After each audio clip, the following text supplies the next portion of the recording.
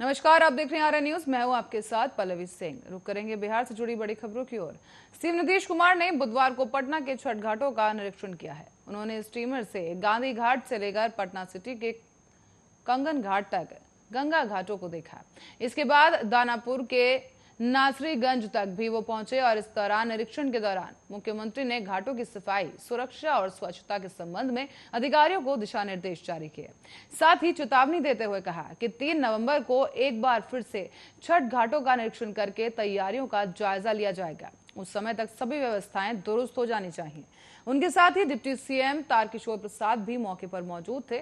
साथ ही नीतीश कुमार ने अधिकारियों को निर्देशित करते हुए कहा कि गंगा नदी की टापूनुमा संरचना पर छठ व्रतियों को अर्घ्य देने में कोई परेशानी ना हो, इसकी व्यवस्था भी सुनिश्चित की जाए। साथ ही टापूनुमा संरचना पर छठ व्रतियों के आवागमन की व्यवस्था के लिए कलेक्ट्रेट घाट और महेंद्रू घाट से पीपा पुल बनाया जा रहा है। बांस घाट से टानुपुरमा और संरचना की पीपा पुल का निर्माण, इसकी संभावना को तलाशें। इस दौरान गंगा घाटों के निरीक्षण के बाद सीएम नीतीश कुमार ने कहा कि पटना में गंगा नदी के किनारे बड़ी संख्या में लोग छठ महापर्व मनाते हैं। छठ महापर्व की तैयारियों के मद्देनजर लोगों ने आज विभिन्न घाटों का जायजा लिया। साथ ही छठ घाटों की तैयारियों के संबंध में लोगों से विचार विमर्श कर अधिकारियों को आवश्यक दिशा निर्देश भी जारी किए गए।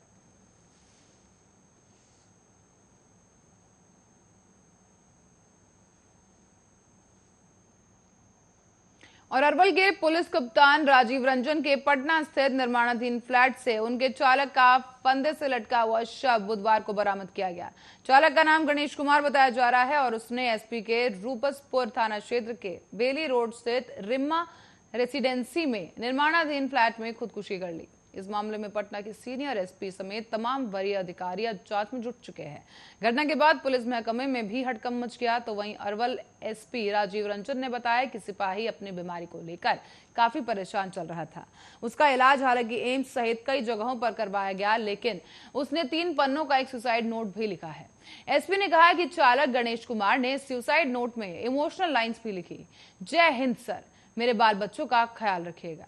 राजीव रंजन ने सिपाही चालक की मौत पर दुख जताते हुए कहा कि इस स्थिति में पूरे पुलिस परिवार मृतक के परिजनों के साथ है।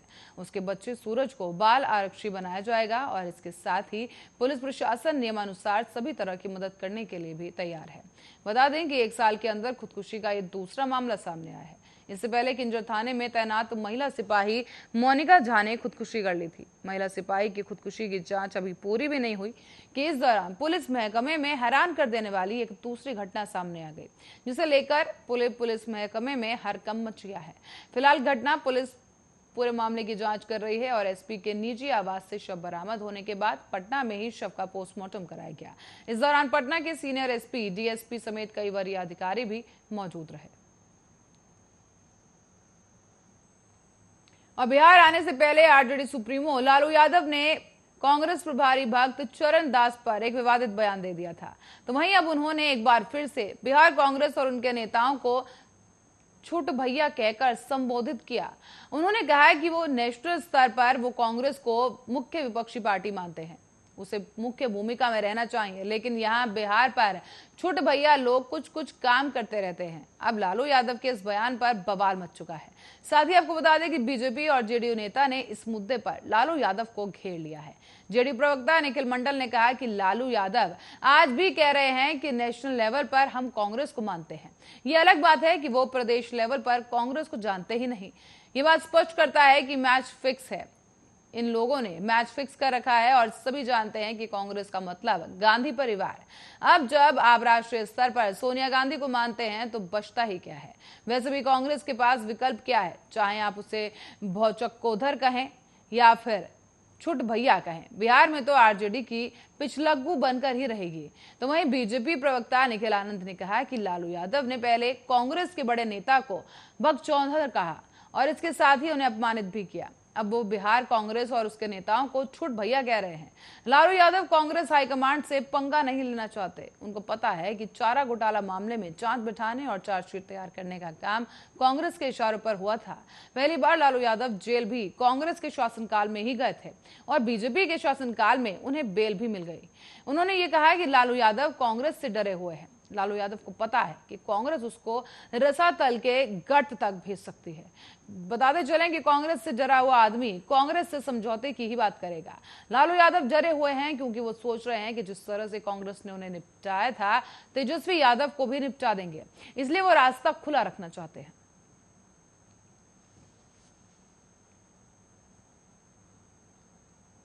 और सारण जिले में कोरोना ने एक बार फिर से दस्तक दे दी है। दिल्ली से एक ही परिवार के 3 लोग आए और आने के 2 दिन बाद ही उनकी तबीयत बिगड़ने लगी। उन लोगों ने अपना एंटीजन और आरटीपीसीआर टेस्ट भी करवाया, जिसमें तीनों लोग कोरोना पॉजिटिव पाए गए हैं। तीनों को फिलहाल होम क्वारंटीन कर दिया गया है। चिकित्सक निगरानी में उन्हें रखा जा रहा है। और इस दौरान डीपीएम अरविंद कुमार ने बताया कि दिल्ली से एक ही परिवार के 3 लोग आए जिनकी रिपोर्ट पॉजिटिव आई है। ये तीनों लोग शहर के राजेंद्र सरोवर के पास रहने वाले हैं। इसके पहले 24 जुलाई को एक मरीज मिला था, यानी 3 महीने बाद सारण में कोरोना का एक मरीज फिर से मिला है। बताते चले कि दीपावली और छठ को लेकर प्रवासी लोगों का आने का सिलसिला अब जारी हो चुका है। इस दौरान छपरा जंक्शन पर हर दिन 2000 से ज्यादा लोग उतर रहे हैं। इनकी जांच भी कराई जा रही है और बुधवार को ही की गई एक सिंपल जांच में 3 लोग कोरोना पॉजिटिव पाए गए। इस दौरान 7500 लोगों की भी जांच की गई। दूसरी लहर में सारण जिले में सरकारी रिकॉर्ड के अनुसार करीब 285 लोगों की मौत हो गई थी। इसमें से 199 लोगों के परिजनों को 4-4 लाख रुपए का चेक दिया जा चुका है। पहली लहर में भी 27 लोगों की मौत हुई थी और सारण के डीपीएम अरविंद कुमार ने बताया कि लोगों को अभी सतर्कता बरतने की जरूरत है। वैक्सीन सभी कोई लें और मास्क भी जरूर लगाएं।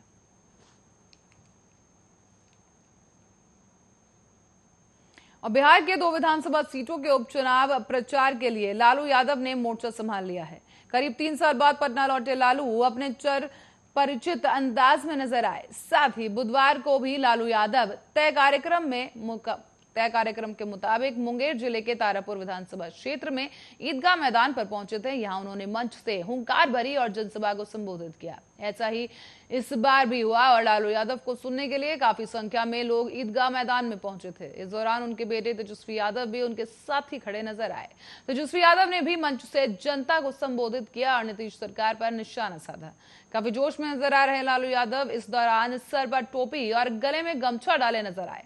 उनके साथ ही पार्टी के तमाम नेता भी मौजूद रहे। लालू यादव ने मंच से बिहार की नीतीश सरकार पर जमकर शब्दों के बाण छोड़े और कहा कि नीतीश कुमार को हमने मुख्यमंत्री बनाया।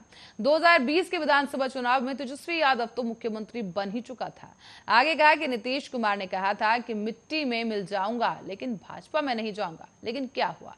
तारापुर में जनसभा की संबोधित करते हुए लालू यादव ने देश में बढ़ती महंगाई को लेकर भी सरकार पर ही हमला बोला है। लालू यादव ने कहा कि रेल बेच दिया गया, लोगों को नौकरी नहीं मिल रही, महंगाई बढ़ गई और जनता परेशान है। इसके बाद लालू यादव ने रैली की वीडियो ट्वीट करते हुए लिखा कि आज 6 साल बाद अपनी जनता मालिक के बीच जाकर मेरा रोम रोम हर्षित है, आनंदित है और इतनी बड़ी संख्या में उपस्थित होकर आपने हमें पुनः ऊर्जामयी कर दिया है। आप सभी से अपील है कि युवाओं, किसानों की मदद करें और बढ़ चढ़कर मतगणना में हिस्सा लें।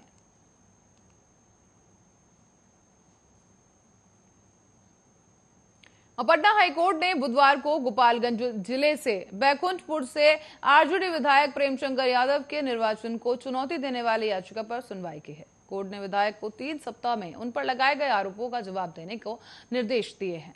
जस्टिस अरविंद श्रीवास्तव की एकल पीठ ने बैकुंठपुर से भाजपा उम्मीदवार रहे मिथिलेश कुमार तिवारी द्वारा दायर चुनाव याचिका पर सुनवाई करते हुए यह आदेश जारी किया है। मिथिलेश कुमार तिवारी ने आरोप लगाया कि आरजेडी उम्मीदवार ने चुनाव के दौरान दिए गए हलफनामे में कई महत्वपूर्ण जानकारियों को छुपाया है। उन्होंने अपने ऊपर दर्ज किए गए आपराधिक मामलों समेत अपनी पत्नी की संपत्ति से जुड़ी जानकारियों को भी छुपाया। साथ ही सही तथ्यों को छुपाने के आलोक में उनका निर्वाचन अवैध करार कर दिया गया। इस दौरान पटना हाईकोर्ट में दायर याचिका होने के बाद कोरोना काल के कारण लंबे समय तक इस पर सुनवाई नहीं की गई थी। हालांकि कोर्ट ने आरजेडी विधायक को नोटिस जारी कर 4 सप्ताह में जवाब दाखिल करने के निर्देश दिए हैं। अदालत द्वारा दिए गए समय सीमा के बाद भी अगर राजद विधायक प्रेमशंकर यादव की तरफ से लिखित जवाब कोर्ट में दायर नहीं किया गया तो अब कोर्ट ने इस पर नाराजगी जाहिर करते हुए फिर से 3 सप्ताह का समय दिया है। उक्त मामले पर 3 सप्ताह बाद एक बार फिर से सुनवाई की जाएगी। और कांग्रेस अध्यक्ष सोनिया गांधी और राज्य सुप्रीमो लालू यादव के बीच बातचीत को लेकर सस्पेंस अब बढ़ता जा रहा है। एक तरफ तेजस्वी ने बातचीत होने की पुष्टि की तो वहीं कांग्रेस विधायक ने किसी भी तरह की चर्चा होने से इनकार कर दिया। बुधवार को तारापुर और कुशवेश्वर स्थान की चुनावी सभा के लिए जा रहे तेजस्वी ने मीडिया से चर्चा के बारे में सवाल किया गया तो उन्होंने कहा कि हाँ, बात हुई है, दोनों के बीच बात होती रहती है, दोनों के शुरू से ही अच्छे संबंध रहे हैं। हालांकि उन्होंने इसका खुलासा नहीं किया कि दोनों के बीच गठबंधन को लेकर क्या बात हुई। तेजस्वी ने कहा है कि वो गठबंधन टूटने पर कोई बयान नहीं देंगे। सियासी हलके में चर्चा है कि कांग्रेस के प्रदेश प्रभारी भक्तचरण दास को भगचौनर कहने पर सोनिया भी नाराज है। लेकिन इन सबसे अलग आगे उपचुनाव के बाद क्या होगा, इस पर सोनिया ने लालू से बात की और तारापुर में चुनावी रैली को संबोधित करते हुए आरजेडी सुप्रीमो लालू यादव ने कहा कि सोनिया गांधी से हमारी बातचीत हुई है, उनके स्वास्थ्य के बारे में मैंने जानकारी ली और विपक्ष के सभी नेताओं की एक बैठक बुलाने की मांग की। नीतीश के गोली मारने वाले बयान पर भी तेजस्वी ने कहा कि जिसकी जैसी दृष्टि उसको वैसी सृष्टि नजर आती है। दरअसल मंगलवार को नीतीश कुमार ने लालू प्रसाद के उस बयान पर टिप्पणी कर दी थी जिसमें लालू ने कहा था कि नीतीश सरकार का विसर्जन करने आए हैं। नीतीश कुमार ने कहा था कि लालू यादव उनको गोली मरवा दें। तेजस्वी ने कहा कि सृजन घोटाले के चोरों, बालिका गृह, शराब माफियाओं पर हम तो कुछ नहीं कह रहे, हम तो जनता के मुद्दे उठा रहे हैं। ये जो बात कर रहे हैं, जनवरी से सितंबर तक बिहार में 500 व्यवसायियों की हत्या हुई, हमारे पास लिस्ट है, हम गांव नाम सब कुछ पहुंचा देंगे।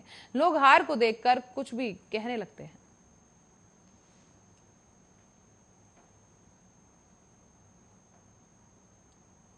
और सऊदी अरब ने एक नया दावा कर दिया है। दावा है कि सारे देश अगर ईरान से तेल की खरीद करना बंद भी कर दें तब भी उसके पास इतना तेल स्टोर में है कि वो विश्व की जरूरत को पूरा कर सकता है। एक तरफ महंगाई कमर तोड़ रही है और दूसरी तरफ सऊदी के इस दावे में कितना दम है, आइए इस रिपोर्ट में समझते हैं।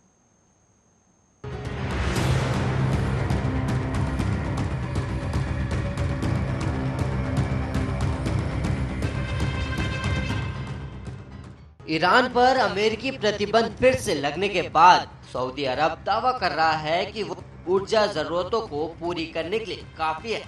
मतलब ईरान से लोग तेल आयात करना बंद भी कर दे तब भी सऊदी तेल की कमी नहीं होने देगा। भारत पर भी अमेरिका का दबाव है कि वो ईरान से तेल खरीदना बंद करे और ऐसे में सवाल ये उठता है कि आखिर सऊदी अरब के पास कितना तेल है और कब तक चलेगा। पिछले 5 दशकों से तेल विशेषज्ञों के लिए ये सवाल किसी रहस्य से कम नहीं है और तेल निर्यातक देशों के संगठन ओपेक को सऊदी की सरकार ने जो अनुमानित भंडार की जानकारी दी है उसके मुताबिक प्रमाणित तेल भंडार 266 अरब बैरल्स है और ओपेक ने 2015 में अपने वार्षिक बुलेटिन में इसकी जानकारी दी थी। और अगर ये नंबर सही है तो औसतन 1.2 करोड़ बैरल प्रतिदिन उत्पादन के हिसाब से सऊदी का तेल भंडार अगले 70 सालों में खत्म हो जाएगा। लेकिन आधिकारिक आंकड़ों को लेकर पर्याप्त संदेह है और इसकी वजह ये है कि 1987 में सऊदी ने अपना तेल भंडार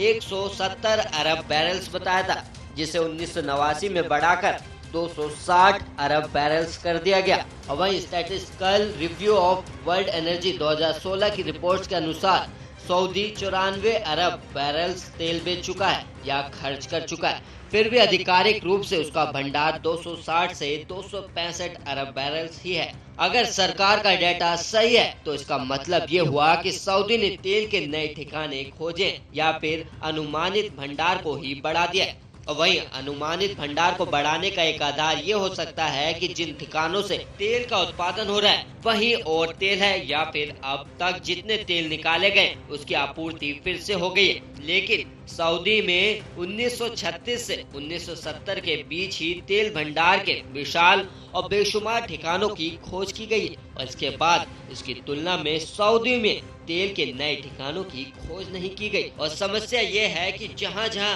तेल उत्पादन हो रहा है उसका लेखा जोखा और अनुमानित भंडार सरकार काफी गोपनीय रखती है और इसकी जानकारी भीतर के एक गिने चुने लोगों की होती है। ऐसे में किसी भी तथ्य की पुष्टि करना असंभव सा लगता है और तेल विश्लेषकों की विश्वसनीयता पर ही ये सवालिया निशान है कि वो इस बात को बताने की हालत में नहीं है कि सऊदी में तेल उत्पादन कब गिरना शुरू होगा। और सऊदी अरब सबसे ज्यादा तेल का उत्पादन कर रहा है और इससे उस भविष्यवाणी को झटका लगा है, जिसमें बताया गया था कि सऊदी का तेल उत्पादन शिखर पर जाने के बाद नीचे आ जाएगा और भविष्य में तेल उत्पादन की क्षमता को जानने के लिए अलग अलग तरीके हो सकते हैं। इससे भी अंदाजा लगाया जा सकता है कि तेल इंडस्ट्री में कितने लोग काम कर रहे हैं। तेल भंडार को समझने के लिए एक जरिया ये भी है कि उत्पादन शुरू होने से पहले तेल का खजाना कितना बड़ा था। उत्पादन शुरू से पहले तेल खजाने का मतलब ओरिजिनल ऑयल इन प्लेस से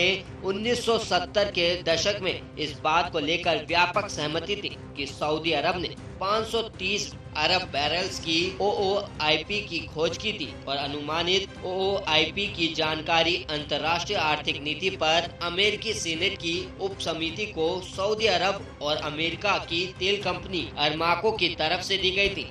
और अरमाको तब 4 अमेरिकी तेल कंपनी एक्सोन, टेक्साको, सोशल और मोबिल और सऊदी की साझी कंपनी थी। ऐसे में तेल भंडार की अहम जानकारी को साझा किया जाता था। और वहीं समाचार एजेंसी रॉयटर्स के मुताबिक अमेरिकी सीनेट की इस समिति की रिपोर्ट करीब 40 साल पुरानी है, पर इसमें तेल भंडार को लेकर विस्तृत जानकारी दी गई है। और 1989 में अमेरिकी सीनेट में पेश की गई इस जानकारी को अंतिम सार्वजनिक जानकारी के तौर पर देखा जाता है, लेकिन संपूर्ण OOIP का उत्पादन संभव नहीं हो पाता है। ऐसे में तेल विश्लेषकों ने OOIP के उत्पादन की कई कैटेगरी बनाई है और इसका आधार तकनीकी और आर्थिक है। 1970 के दशक के आखिरी सालों में अरमाको ने प्रामाणिक तेल भंडार 110 अरब बैरल्स बताया था और इसके साथ ही प्रत्याशित और संभावित भंडार क्रम 178 अरब बैरल्स और 248 अरब बैरल्स बताया गया। और 1970 के दशक में अरमाको और उसके पार्टनर्स के बीच उत्पादन की श्रेणियों को लेकर काफी विवाद हुआ था।